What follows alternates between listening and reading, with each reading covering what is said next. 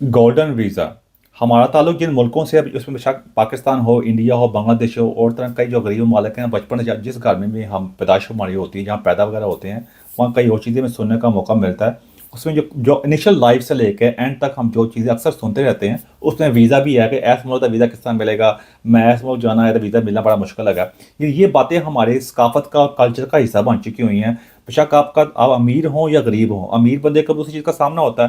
हाँ, उसका वीज़ा आसानी से लग जाता है, डॉक्यूमेंटेशन जो होती है, लेकिन उसके मसाइल कुछ और होते हैं। वो चाहता है कि उसकी नेशनलिटी मिल जाए, कारोबार वहाँ सेट हो। ओवरऑल जो है ना, ये वीज़े के मामला जो होते हैं, इससे हमारी कौम की, हमारे वालदैन, उनसे पहले के वालदैन, जो मामला जो है थे, वो अब जो है, ख़ास तौर पे अब जो है, किसी बंदे से आप पूछ लें, बेशक वो इंडिया से ताल्लुक़ रखता हो, पाकिस्तान से कहीं से रखता हो, को वीज़े के ताल्लुकात जो होते हैं वो हर एक साथ होते हैं।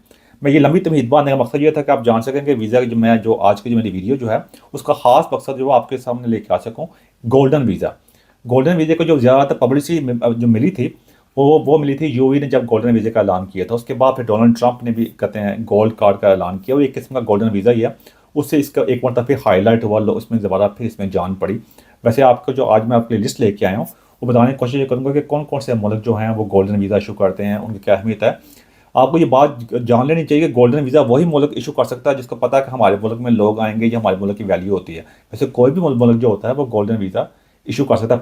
पाकिस्तान भी चाहे तो गोल्डन वीज़ा इशू कर सकता है, लेकिन डिपेंड करता है कि वहाँ आएगा कौन या उससे क्या मामले तो होंगे। पहले आपने अपने आप को ग्राउंड लेवल जो मामले तो होते हैं, जो अब अगलों को कुछ ऑफर करेंगे, तो गोल्डन वीज़े जो अगर बंदा लेगा ना, पैसे वगैरह खर्च करेगा, अपना सब कुछ वहाँ लेके आएगा, फैमिली वगैरह, जिस तरह हमारे यहाँ से लोग जाते हैं, उनमें वो लोग भी शामिल है जो अमीर हैं, हुक्मरान हैं, वो स्टैब्लिशमेंट ताल्लुक़ रखते हैं, और वो लोग भी जाते हैं जो डंकी लगा के जाते हैं। तो ये मामला हैं।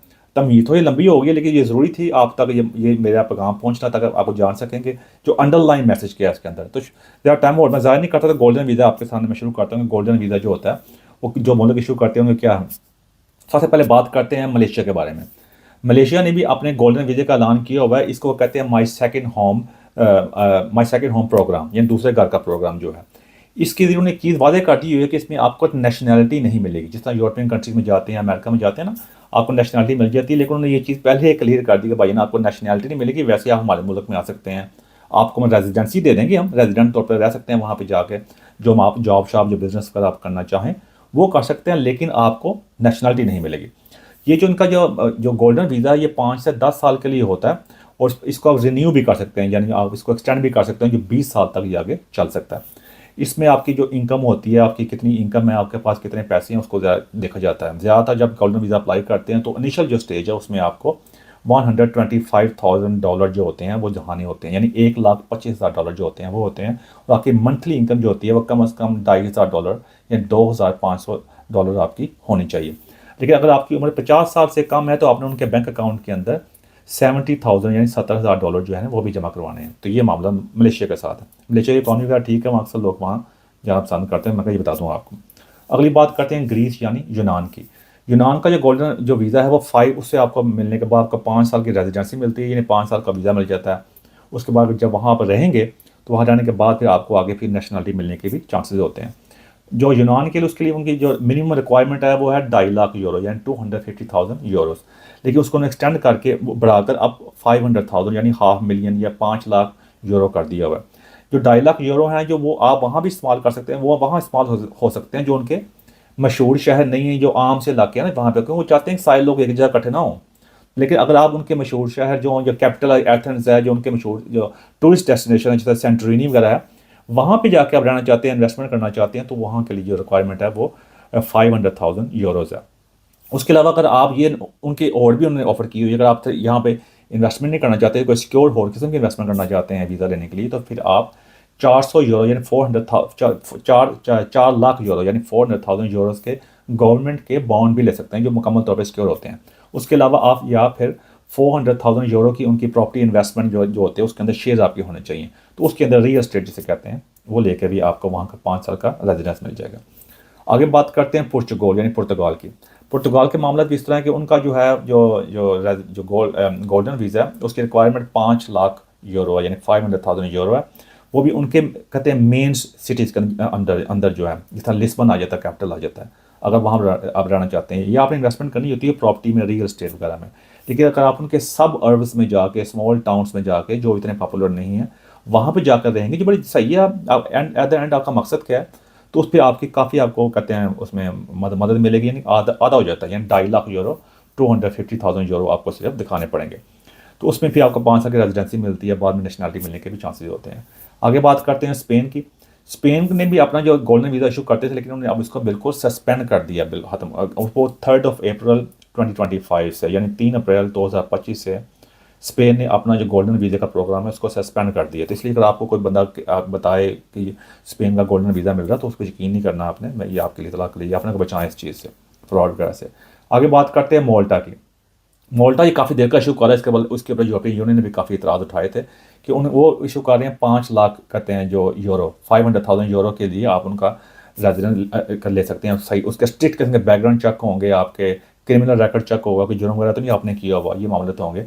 आपको 5 ईयर का रेजिडेंस मिलेगा, उसके बाद फिर आगे आपको नेशनलिटी पासपोर्ट मिलने के चांसेस भी उसके अंदर हैं। लेकिन उसके साथ एक और चीज़ भी है कि आपको वहाँ पर जितनी देर रहेंगे आपको अपनी मेडिकल इंश्योरेंस वगैरह वो रिक्वायर होगी। वो चाहते हैं कि आप उनके मेडिकल सिस्टम के ऊपर बोझ न बने, तो ये मामला होने के लिए बड़े ज़रूरी हैं। आगे आप बात करते हैं जाके आगे मैं यूए के अमेरिका की बाद में जाके बात करता हूँ वियतनाम। वियतनाम जो है उनकी इकॉनमी बढ़ रही है, उसके साथ साथ वो बड़े कॉन्फिडेंस है, उनका पूरे पूरे अतमाद हैं कि यहाँ पे उनके चाहते हैं कि 2045 तक 2045 तक उनका कंट्री जो है ना एक वेल्थी कंट्री में कंसिडर हो, यानी अमीर मुल्क में उनका नाम आए। तो उसके लिए अभी से इनिशिएटिव शुरू कर दिए। 5 से 10 साल के वो रेजिडेंस परमिट या जिसे गोल्डन वीज़ा कहते हैं वो इशू कर रहे हैं प्रोफेशनल्स के लिए। इनिशली तौर पे जो प्रोफेशनल हैं, इंजीनियर्स, डॉक्टर, इस तरह के जो लोग हैं उनको इशू कर रहे हैं। आगे बात करते हैं थाईलैंड। थाईलैंड जो है वो 5 से 15 ईयर्स का गोल्डन वीज़ा इशू करता है। उसमें उन्होंने 2 कैटेगरी रखी हुई है, एक गोल्डन वीज़ा और एक है डायमंड वीज़ा। गोल्डन वीज़ा जो 5 साल के लिए इशू होता है, उसके लिए जो फ़ीस है उनकी वो है $30,000, यानी $30,000 उनकी फ़ीस है। जो अगला वीज़ा जो है वो डायमंड वीज़ा है, वो 10 से 15 साल के लिए। उसके लिए $75,000 यानी $75,000 जो है उसकी फ़ीस है थाईलैंड के लिए रेजिडेंस लेने के लिए। आपको वहाँ जाकर जा सकते हैं अगर आप थाईलैंड में याशी मनाना चाहते हैं भाई जाके। ये वहाँ बड़ा ज़बरदस्त वहाँ पे हॉलीडेज़ के लिए लोग जाते हैं, बहुत कमाल की जगह है जाने के लिए वैसे। आगे इंडोनेशिया। इंडोनेशिया ने भी गोल्डन वीज़ा का ऐलान किया हुआ है भाईजान, ये आपकी तलाक है, आप जहाँ जाना चाहें तो वो 5 से 10 ईयर, 5 से 10 साल के लिए वहाँ पे है। नेशनलिटी फिर भी वहाँ पर आपको नहीं मिलेगी। 5 साल के लिए उनका $350,000 यानी $3,50,000, और 10 साल के लिए उनकी है $700,000 यानी डबल $7 लाख उनकी पर ईयर की है। तो वो आपको इस पर इशू करेंगे। आगे बात करते हैं अमेरिका की। अमेरिका का पहले इस तरह का प्रोग्राम आया था, लेकिन डोनाल्ड ट्रंप ने उसको स्क्रैप कर दिया। नया प्रोग्राम इशू कराया हुआ जिसके ज़रिए आपको $5 मिलियन जाके इन्वेस्टमेंट करनी होंगे। गोल्ड कार्ड जो $5 मिलियन मिलेगा, उसके बाद आपको रेजिडेंसी, ग्रीन कार्ड का मामला तो सारे होंगे। इस पर काफ़ी ज़्यादा वर्क शुरू हो चुका हुआ है, बल्कि जो उनकी कहते हैं ऑफिशियल जो न्यूज़ वगैरह उसके मुताबिक काफ़ी ज़्यादा लोगों ने ऑलरेडी वो गोल्ड कार्ड को बाय भी किया हुआ है, यानी उसकी एप्लीकेशन दे दी हुई है काफ़ी ज़्यादा। इसका प्रोसेस बहुत जल्दी शुरू होने वाला है, बल्कि हो ही गया है, तकरीबन ऑलमोस्ट देर है, उनकी जल्दी ऑफिशियली ऐलान होने वाला है। तो उसके लिए भी आप कंसिडर कर सकते हैं अगर आप अमेरिका जाना चाहें। आगे बात करते हैं यूएई में काफ़ी डिफरेंट किस्म के गोल्डन वीज़ा हैं वो देते हैं, डिपेंड करता है आप कितने फेमस हैं, आप प्रोफेशनल हैं, किस हद तक प्रोफेशनल हैं आप, उस लिहाज से आपको गोल्डन वीज़ा इशू करते हैं।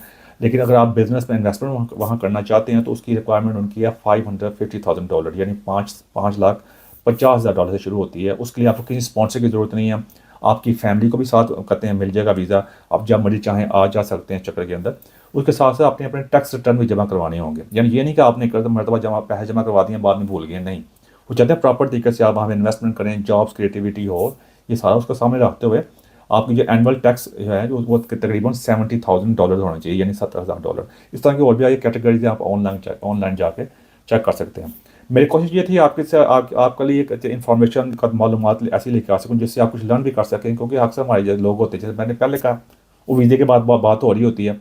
अब ये मुझे काफ़ी ज़्यादा इसमें ये जो गोल्डन वीज़ा सिर्फ उन्हीं के लिए है जो उसको अफोर्ड कर सकते हैं। वो अक्सर पाकिस्तान में लोग हैं जिनको पैसा वगैरह है लेकिन उनको वीज़े के मामला बड़े मुश्किल होते हैं। तो आप इस तरह अपनी फैमिली के लिए, अगर आप समझते हैं पाकिस्तान में, इंडिया में ऐसे मामला जिस तरह के नहीं हैं, हमारे कई लोग जो होते हैं उनका पैसे तो वहाँ पे होते हैं लेकिन उनका वो अपने बच्चों को रहना वहाँ पे रखना नहीं चाहते, वो इन मुल्कों में जाना चाहते हैं। ये आपके लिए एक बड़ा क्लियर पाथ है, आप जाके इस बात को भी ले सकते हैं, इस रास्ता भी इख्तियार कर सकते हैं। मैं एक और बात क्लियर कर दूं भाई, मैं कोई एजेंट नहीं है वीज़े वूज़े इशू करता है। मेरा मकसद आपके सामने इन्फॉर्मेशन लेके आने का।